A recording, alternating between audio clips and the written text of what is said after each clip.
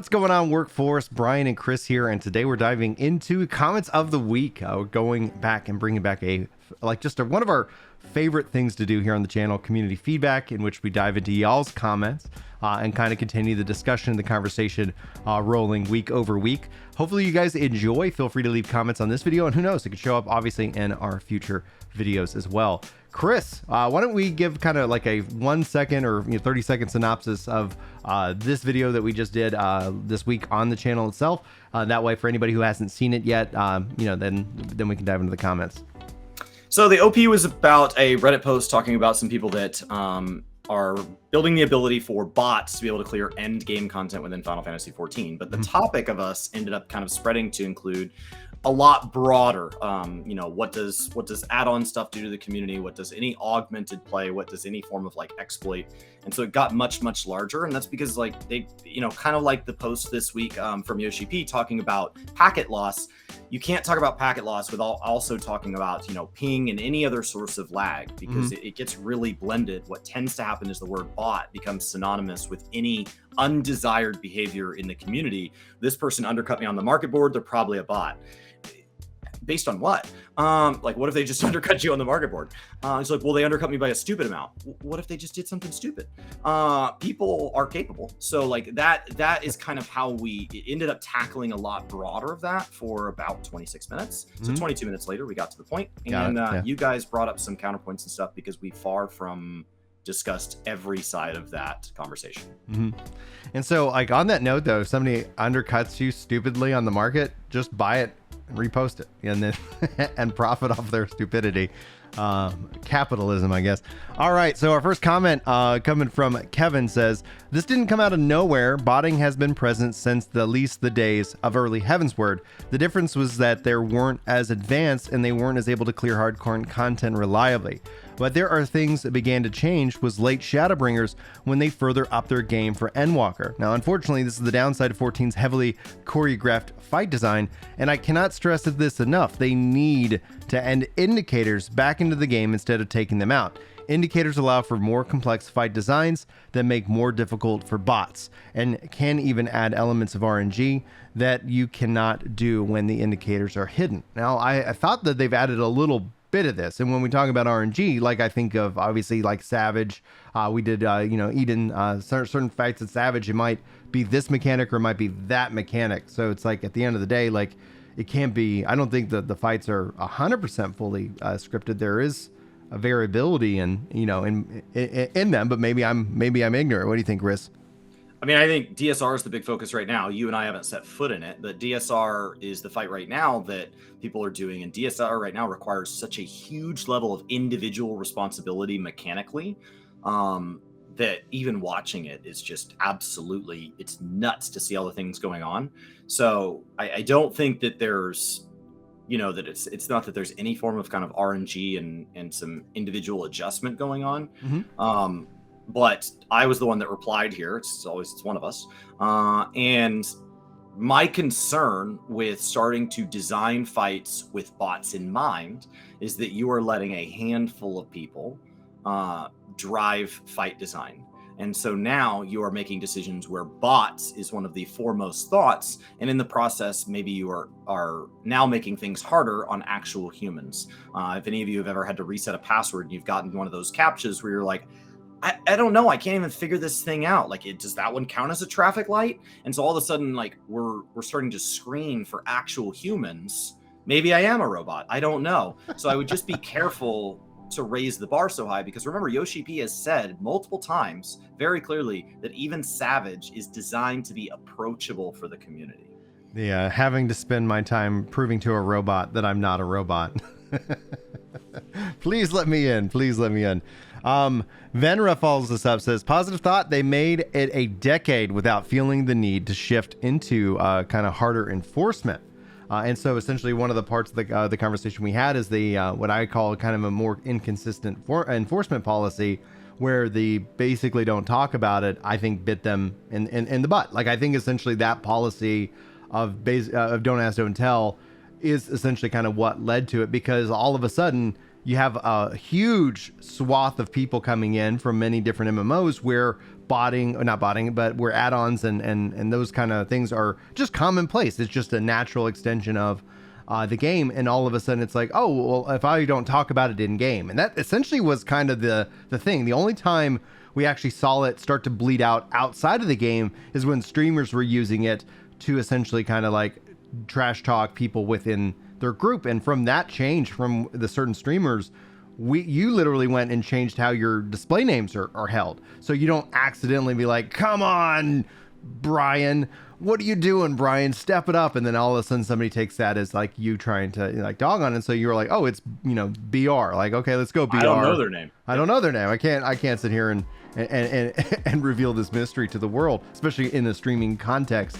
perspective. But I don't know, for me, like I talked about in that video specifically, is that I'm not just a 14 player. I came from 11, and they've had this as a Square Enix policy, but it's been so unenforced. In fact, like if you want to play 11 today, like there is literally a list of add-ons that make the game like so much more enjoyable. And the frustration from the 11 community is like, why can't you just bring this into the game itself? Like, not like we're not saying it's easy, but we're saying like, we've had fans go in and make HD texture res packs to make the game pop in 2020, and forward. Whereas like, why isn't Square Enix making this a priority? Now, I just posted over in Ginger JRPG a developer AMA. One of the cool things is they are actually looking into having a joint sub between 11 and 14. No ETA or actual details on it, but they said yes, they had it back in 1.0. They're considering it. And I was like, that's actually a positive thing. But I look at this as a 20-year thing. So it's like, I think they made it more than that. And I think essentially also as an 11 player, it's like, it's that just don't rub stick your thumb, your nose in their face and say, haha, you can't catch me. Like that was essentially the policy. And then it went into kind of a harder enforcement, which I think had to happen. I think it was literally, we've been playing with fire this whole time. What do you think, Chris? I think with the only part of that I really strongly disagree with is I still strongly disagree with they have not enforced it incorrectly. I think we as a community have crossed the rules inconsistently, and so their enforcement has been in line with our behavior. So we as a community have now gotten into mass reporting, so now they have mass action. We as a community have gotten very public as we have more viewers on Twitch, and as people have gotten more and more about like, here's the add-on, here's my bot command to link you to my YouTube, where I'm going to put up a tutorial to how to install these add-ons. And as we've gotten better at spreading, that was one of the things Yoshi P didn't want. Like, not only do I not want you doing that, I definitely don't want you teaching people to do it and encouraging and implying that should be the typical, oh my gosh, if you're not running a DPS meter, I don't even know how you're getting good at this game. And like, I don't want to see that.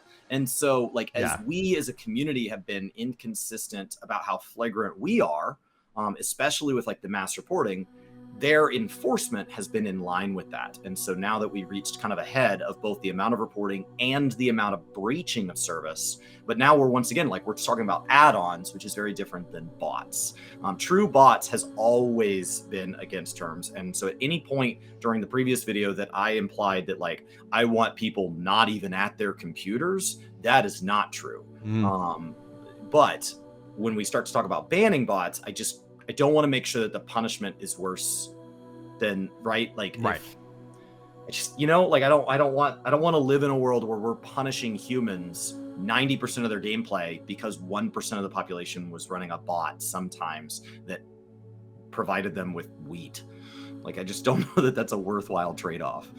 Right. So this falls into the next kind of in terms of, punishment, is that botting hacking is of any kind should come with a nice permaban to get them out of the game. Like, I don't think a permaban, but because I think especially how we have a progressive kind of punishment where it starts off like, I think in this case it'd be 10 days and then you do it again, it gets higher and higher. Eventually it leads to that. I'm perfectly fine with that level because essentially, like, at the end of the day, I could see how the argument could be made that having a real strict enforcement policy will keep people from doing it, but I just don't think that actually measures up to the data. Like, okay, yeah, if you get caught, this could be your punishment.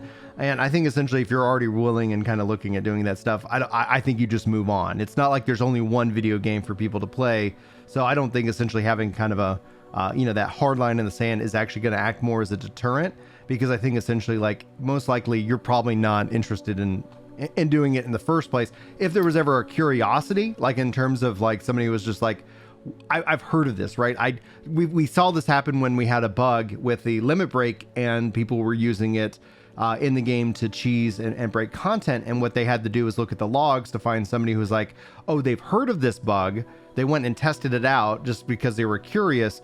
No, we don't want to ban them for that curiosity specifically, right? But it turns out that they used it and then they started, spreading it and saying that that's the way you have to play. You have to, cheese the game. And so that severity of a like a kind of that all or nothing, I don't think that would actually benefit the game or the community, because what if then you got accidentally wrapped up in it, meaning you were running with a group, they were botting, some log showed something and it looked like you were, right? So it's like having true bots also don't care, right? True bots, people who are doing it for like gill farming and they're going to sell the gill illicitly, don't care. Losing an account is just part of the cost of business. And so they're just they just repeat, as opposed to like if Brian gets it and he loses 15 years of progress. I mean, would you even come back to the game? No, that's where it's like, thanks guys, this has been great. Like I'm just like that. But let's say if I did that though, like, would I feel like it was justified? Probably, right? Like I would only be able to blame myself, and that's just something that like that's the best action, right? If I broke terms and then terms were applied and that application was a ban, I don't think I'd come back. But it's not their fault. Just so permaban, right? Because we tend to use the word ban really loosely. I think of it from a Halo even perspective. The 10-day suspensions, we don't use the word suspension. We use ban. We're like, oh, Arthur's got banned. We use banned as the phrase. I think that just comes down because of my Halo days. Like a ban in Halo was, wasn't permanent. Like and so I always kind of say there's banning and there's perma banning, and those are two separate things. And that's just the way I guess I came up with it, but that's maybe a cultural thing or something of that nature. But I've been accused of botting in games, and I know that people you've been competing, and you're like, no, I know I'm that here. People who were competing in the Sky Tools race or whatever it was with Gshade Restoration were regularly accused of botting, especially the people that were playing 19 hours a day. They're like, well, I saw this guy here earlier, must be a bot. And they're like, no, I'm just really tired. And so I would just be careful with that. My understanding is if they can prove it's a bot, it is getting permabanned, and then the bot companies aren't reporting them. They're not like publicly going, can you believe this? They're just buying another account. They actually post to their website for anybody interested the amount of bans and suspensions and stuff that go out, and then they categorize them. So this is for botting, this is for harassment or whatever. So they categorize them. They break a lot of that down moderately, and so that does come out. So those are going out, but like it's a question of how do you prove it. Because if they can't prove it, they risk banning somebody that maybe didn't do something that justifies that severe. So I wouldn't jump straight to perma. I think that's why the suspension is there. Because if it's a true player like Brian, he's going to go, whoa, I'll be more careful in the future. As opposed to a bot, will just do it again, and then when the next one pops up, that becomes the perma. And that's how Square Enix and Final Fantasy 14 got to 100 million players. That's not to say people didn't bot during the Gshade stuff, or didn't bot for housing Savage, or didn't bot. It did happen, but it does not mean that it exclusively was what was going on. Sin606 says, I don't know how this is a problem. I've been playing for a very long time, and the rules haven't changed. When you're at a buffet, don't touch the food with your hands or get anything on the food that's not yours. Respect everyone around you. If you want to put stuff on your food, that's cool. Don't talk about it because we don't care. What do you think about that? I like that comment a lot. I think how much it impacts other players should absolutely be part of what determines what action we take. I think somebody like a shader I don't care. I don't care. I think when you talk about people who are running some form of script that gets a lot closer to automation, that's auto limit breaking within Crystal Conflict, and you are ruining that other team's experience in real time, that is very different, right? That is very much taking someone else's food and just throwing it on the ground. Like you're not even eating the food. So I think, there is some nice context here where like not all of these crimes are equal. So that there has sometimes been kind of a leverage of like, well, why don't we just wipe all of it? What if we just take anything that could even loosely be put under the term add-on, script, bot automation? Why don't we just permaban like all of it? And like, I don't know that that's the right action. I think some of this is like, if you want to modify your own experience, I don't care, especially in a game where like dungeon loot is not market board. So one of the big things is like, is it clear for one where that's being paid? So this isn't like some fun thing. They're paying somebody, especially in the cases where they're paying for account sharing. So they're paying some group to log into their account and run them through Ultimate. Literal account sharing, breaks terms in a bunch of different ways. How is that better than botting? There's no automation. The content got cleared by 8 real players. But how is that any better? But all they got was some cosmetics. They didn't get to go out and, oh, well, this got them a house that I now don't get. They got to diamond rank in Crystal Conflict and I kept losing to them. Like, I can still clear the content the way I want to. And so I don't think that's nearly as bad as something like Crystal Conflict where you are directly impacting someone else's experience. Now, Superside Swiper says, yep, no one cares about Gshade. And my hope is that with all of this is that Yoshi P looks at Gshade and says, you know what?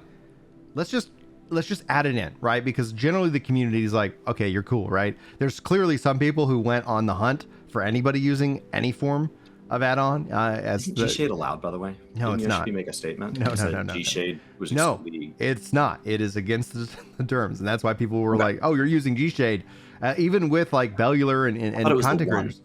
No, there is like and that's the thing. Yoshi's like, you're giving me like, he didn't care. He like Yoshi P, I think for the most part doesn't care as long as people aren't being assholes to each other, right? But essentially then it's like, you guys have pushing this so far, like now we have to sit here and be like, okay, like fine, you want to keep screaming, you want to keep touching the food, like I thought we could all be cool about this, but now dad's home, you know. And it's I think Sin 606 is Yoshi P.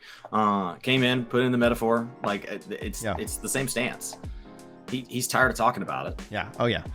All right, 6rocks11 says, and sorry if I butchered that one, they really don't want to add anti-cheat. If they do, I think you'll find not an insignificant portion of the player base will quit. Not because they are cheaters either, but anti-cheat can be taxing on PCs, so lower spec PCs may not get the performance that they're used to, and anti-cheat can have security vulnerabilities. And this is something that's very true. Like, anti-cheat has a role, but it does have a cost. There's no solution here that's like, oh, that was the perfect solution, because if there was, it would have already been implemented. Like, right. Oh, let's just do this because it actually makes your game run better, you know, and then you have a better experience. Like, well, then why didn't you hit that checkbox, right? Like, imagine if there was the improves my game in every possible way checkbox. Like, I'm gonna leave it off. No, you check that box like as quickly as freaking possible. Right. But when it comes down to it, in a competitive perspective, like I, as a Destiny player, felt a massive improvement in Destiny when they finally brought that into PvP, because I would step into the arena and it was like, there was one time where it's like, this isn't fun. Like, this is like, you're just like, nobody is that good. And it's like, oh wow, like we got beat 1 to 150. No, like, and you saw people's KDs jump from like, it's like, oh, this guy has 98% accuracy and is 22 kills for every death, and wins 95% of their games. Wow, that's amazing. And then that got kicked in, and it's like, oh, this guy's terrible. This guy sucks. He's terrible. And you saw that. Literally no time improving. Right. They spent no time improving. They are effectively a new player. Yeah, and you saw that like dramatically. And most likely, those people also then just moved on. Like, they're like, I was only here because I really wanted to ruin other people's day, I wasn't right? here to play. I wasn't here to have fun. I wasn't here to get better. And so, like, obviously, like, there's like when you talk about gamers, there's obviously various different like subsections of gamers that have whatever reason, etc. Some people just want to ruin your day, and I guess that's true for social media. Some people are just out there to, I guess, spread, you know, whatever bugging them out into the world. But when it comes down to it, like, my concern, and I'm definitely like, I would prefer if they don't add anti-cheat, because especially on consoles, you don't need it. Especially if they brought this to like GeForce Now, you wouldn't have access to that. But if essentially my only concern is that if they can't find a way to address and discourage the cheating in PvP, you end up sucking out all the good work that they put into that mode. And you might not be a PvP peer in 14, and that's fine. I'm not advocating that you all of a sudden enjoy 14 in a way that's just not something up your alley. But as somebody who has longed for good PvP in this game and finally to get it, like, I don't want to see that community that's already small, that's already been holding on, it's already been community organizing, have like that rug pull out from under them and be like, if you ain't cheating, then you ain't gonna win. Like, if you're like, the only answer is to combat cheating with cheating just so that you can have oh, you're the one guy not using steroids. Hi. What do you think? I think this is really the crux of this whole debate at every level, because we want it to be black and white. It would be way better. Saturday I have a post rolling on Gaming Kinda about housing, and I use Xeno's reaction because Xeno very succinctly sums up a lot of how people are feeling, and some of how people are feeling are like, this is so easy. Why don't they just pick the good door? Like, they were 10 doors. Why didn't they just pick the good door? But there's not a good door. There's a whole bunch of doors that have maybe a little bit of good and a little bit of bad. And they're just picking the door they think is best for the game. And any of us that think they should have picked a different door is because we think that, oh, well, this other door, those bads, I don't consider as bad. But like, it's not, somebody does. And so they're choosing between the best of the bad options. So when we look at things like anti-cheat, they're saying, okay, well, what do we gain and what do we lose? You know what? I don't think that's a door we want to go through. Mm-hmm. Not because we don't want the good sides of it. Yeah, if there was just a button we could check and it's like, well, why don't they just click the button that says cheaters can't log in? That would be great. But like, that's not how that works. Yeah. Unfortunately. All right. So last comment for this video, guys, if you want to see so obviously more comments, or you want us to explore this topic further down on the list, just let us know. We always have to try to and make sure this is a community organized discussion as it relates to the community as a whole. But Lolly King, awesome name, by the way. I mean, I've just started playing on PC after moving from PS4 post Stormblood, but if I couldn't find a team to get a raid done, which, judging from my PS4 days, making it all the way to the end of Stormblood by myself without a single free company invite or friend request, it would be nice for people like me, lol. But to clarify, the true endgame of 14 is fashion, and I think it's kind of unfair that they lock the cosmetics behind this ridiculously hard content like 3% of the community out of hundreds of thousands of people, 8 actually gonna complete. I'd be more fine with them just making the activity super hard until someone clears it at World First, and then make it accessible and playable for everyone instead of just the people who live in 14. So this is saying they're feeling gated because of the difficulty of content, and they are a fashion endgame, believer, which I'm not judging them for being a fashion endgame. It's not mine. But I'm not going to say that it can't be yours. You don't have to subscribe to Brian's view of 14. What do you think, Chris? I think there's a debate here of, does anyone mean everyone? Can anyone clear Ultimate? Yes, I truly believe that. If anyone is willing to go through that journey of improving, some people have already spent a lot of time improving at games, and so for them it's about progging that one fight, so they are 100 to 200 hours away. Other people are going to have a base set of skills that have to be built up to get to that point, and so the journey is going to be much, much longer and much, much harder. Mm-hmm. And so at some point the value proposition is just not worth it. So can anyone clear these fights as a general rule, not somebody saying, well, like, I have this one friend at this one time. No. As a general rule, can the vast majority of the population clear this content? Yes. Will they? No. The vast majority will never set foot inside Ultimate. And so there's a big difference there. If, as a result of saying anyone can, but not everyone can, we put the only cosmetics in the game behind this content. We gave out the only fun mounts were locked behind being a PvP champion. The only good weapon glams were put behind ultimates. The only titles in the game were behind clearing full savage tiers. Then that would be different. I think you would be saying, wow, you put all this time into a cosmetic system and it's not accessible. But when we look at the fact that the average player believes the glamour chest and the glamour plate system is too small because the number of cosmetics in this game is too vast, I think taking a handful of items and saying that's for this group of people, but then putting another handful behind literally every other system, I personally think is very fair. So, like, I know I get a lot of flack on this, and this is just based off of my MMO career, is that, like, when I look at MMOs, I believe heavily in player trade. meaning that if you go and earn something in the game and then you feel like you want to part with it for an in-game currency, I'm more than fine with that as a general rule. Not everybody is.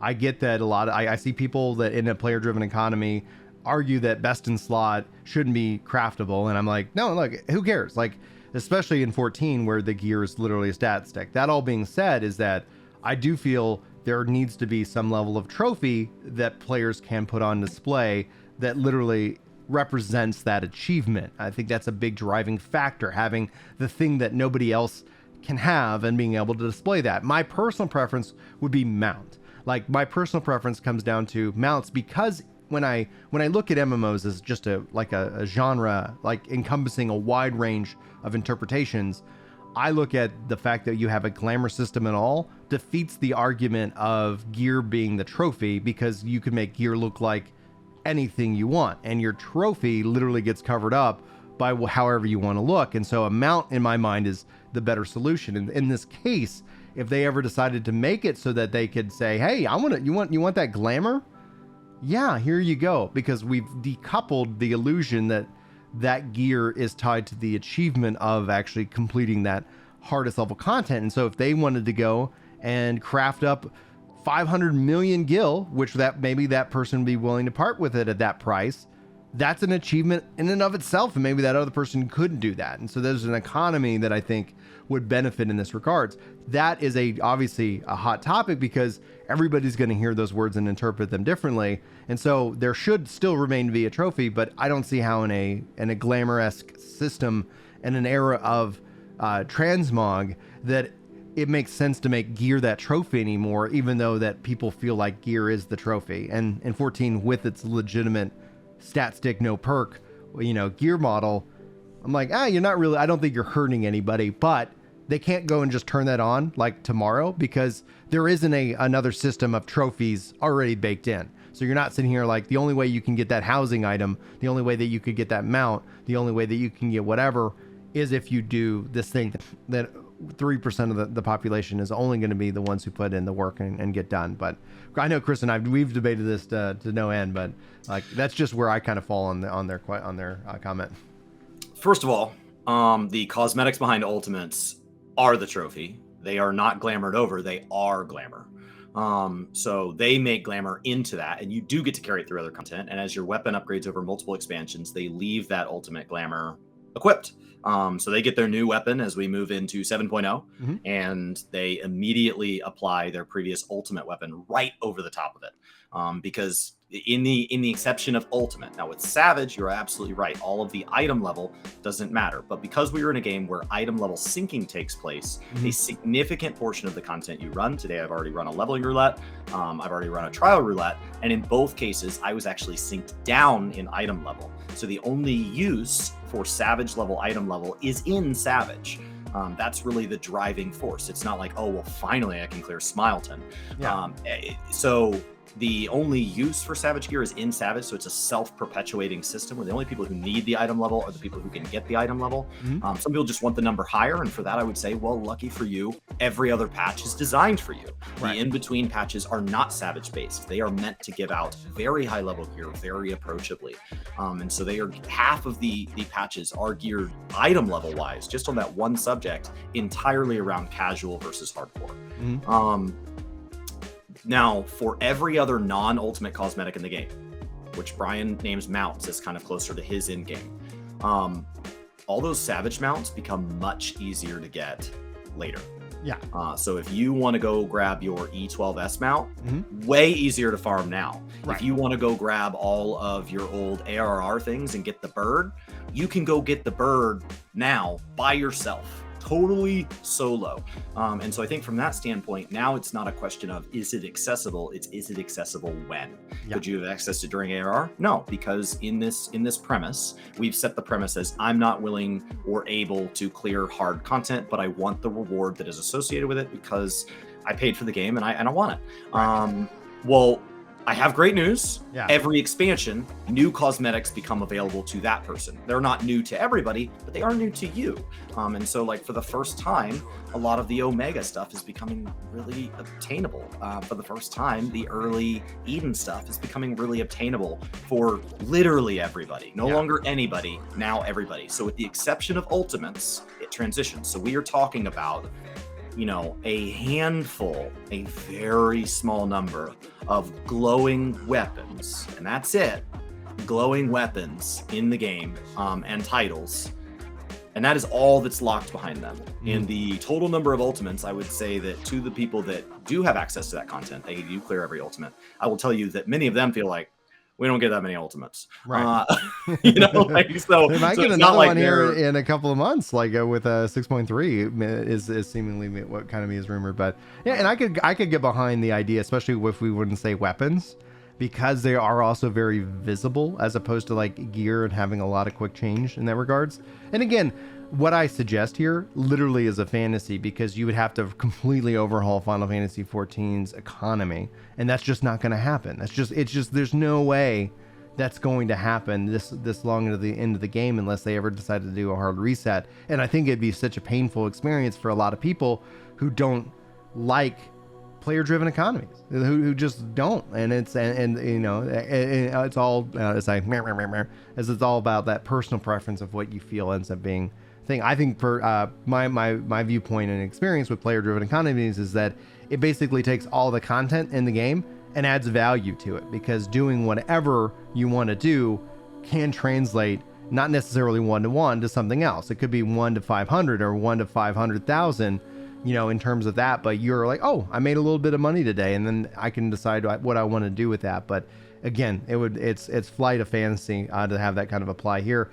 And when it comes down to it, to your point, like as the expansions go on, that end game content will open up to you. So it's a function of time. So it's not like that's, you know, you can go solo, like the Stormblood stuff, I think right now.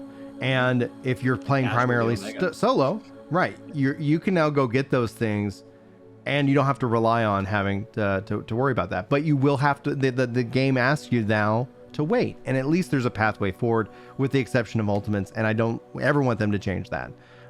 If they ever change that, I think that would be very disappointing, because I think it holds special regards. But then that ties all back to the bots who are like trying to, you know, do it and farm it themselves. Yeah, in and the context of this post, yeah. Opening up the ability to trade gear immediately invites in botted or automated behavior. And that's one of the things right now is like people are like, incentivizes bot ultimate, but why? Right. Like right now, the so nice thing about ultimate is, things, but why? Yeah. Like what are you doing with 8 bots in ultimate?